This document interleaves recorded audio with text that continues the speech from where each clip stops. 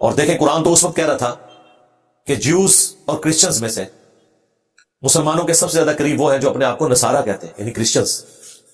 اور اس کے پیچھے ظاہر ہے ایک بڑی ریزن ہے کہ صرف مسلمان ہی ہیں جو جیسس کرائسٹ کو مانتے ہیں، اور دنیا کے کسی دین کے ماننے والے حضرت عیسیٰ ابن مریم کو پیغمبر نہیں مانتے.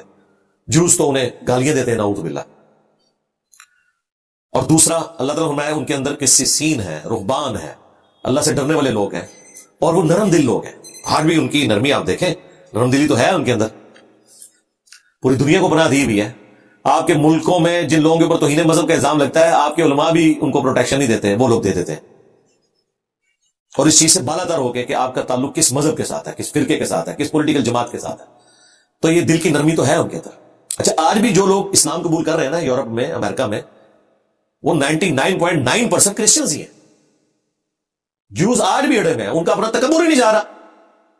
اور پھر اللہ تعالیٰ نے ان کے اوپر وہ ضربت علیہم الذلہ والمسکنہ وہ تو مسلط کر دی ہے، تو اسی طریقے سے جاری ہے، وہ اپنی حرکتوں سے باز نہیں آ رہے.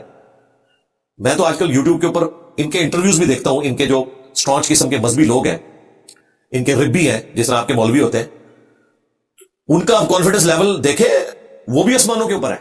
وہ کہتے ہیں ہم ہی ہم ہیں، خدا کے ماننے والے تو ہم ہیں، ہم اللہ تعالیٰ کے چنے ہوئے لوگ ہیں، دنیا میں ہم خدا کے ریپرزینٹیٹو ہیں، ہم انبیاء کرام علیہ السلام کی اولاد ہیں یقیناً اس میں کوئی شک نہیں ہے. اور ان میں جو مسلم مزاج لوگ ہیں نا، آج بھی جب ان سے پوچھا جاتا ہے نا کہ بتاؤ کہ توحید جس کے اوپر تم بنیاد کے، یہودیوں کا جو تر امتیاز ہے نا اس وقت دنیا میں، اور جس کو وہ پریزنٹ کرتے ہیں، وہ کہتے ہیں ہم ون گاڈ کے ماننے والے ہیں، باقی لوگ شرک کر رہے ہیں. اور کرسچنز تو کہتے ہیں شے ہی کوئی نہیں. وہ کہتے ہیں دیکھو ایک انسان کو، وہ تو خیر اس انسان کو بھی آؤٹ آف ویڈلاک کہتے ہیں نعوذ باللہ، عیسیٰ ابن مریم کو کہتے ہیں دیکھو ایک انسان کو، ان کی عقل ماری ہوئی ہے، ایک انسان جو کھانے پینے کا محتاج ہے، اس کو انہوں نے خدا بنا لیا ہے، خدا کا بیٹا. اچھا وہ انٹرویو سنا تھا، میں بڑا انجوائے کر رہا تھا اس اعتبار سے کہ یار یہ والی توحید ہے جو قرآن میں بیان ہوئی بھی ہے، لیکن ایک سٹیپ ان کو اور طے کروانا ہے. اچھا پھر جو ان میں مسلم مزاج ہے نا، آپ ان کی داڑیاں دیکھیں، بالکل سچی داڑیاں، آپ کو لگے اہل حدیث ہے. ہاں اگر آپ کو نہ بتایا جائے نا تو وہ آپ کو اس طریقے سے سچی داڑھی والے نظر آئیں گے. اچھا پھر ان سے جب وہ پوچھتے ہیں نا بتاؤ کہ اس طرح کی توحید اور یہ جو خدا کا تصور ہے وہ کس میں، وہ کہتے ہیں مسلمز میں. پھر وہ ایک بندہ انٹرویو کرتے پوچھا کہ یار تمہارا خدا اور مسلمانوں کا خدا ایک ہے؟ کہاں وہی اللہ جس کو مسلم اللہ کہتے ہیں وہ ہمارا خدا ہے. اچھا ایک کرسچن گیا وہاں انٹرویو کرتے ہوئے نا، وہ مختلف سٹانچ قسم کے، میں آپ کو بتاؤں یہودیوں کے اہل حدیث اور مسلمانوں کے اہل حدیثوں میں کتنا فرق ہے، یہ میں انورٹڈ کاموں میں سمجھانے کے لیے. ان سے جب پوچھا گیا نا کہ آپ زائنسٹ یہودیوں کے ساتھ رہنا پسند کریں گے یا مسلمانوں کے ساتھ، ان کا مسلمانوں کے ساتھ رہنا پسند کریں گے، انہوں نے تو دنیا میں فساد مچایا ہوا ہے. اچھا اس معاملے میں آدھے تو اہل حدیث بھی کہتے ہیں کہ بریلویوں سے یہود و نصارہ بہتر ہے، لیکن اور پاسے ٹور پہ ہیں.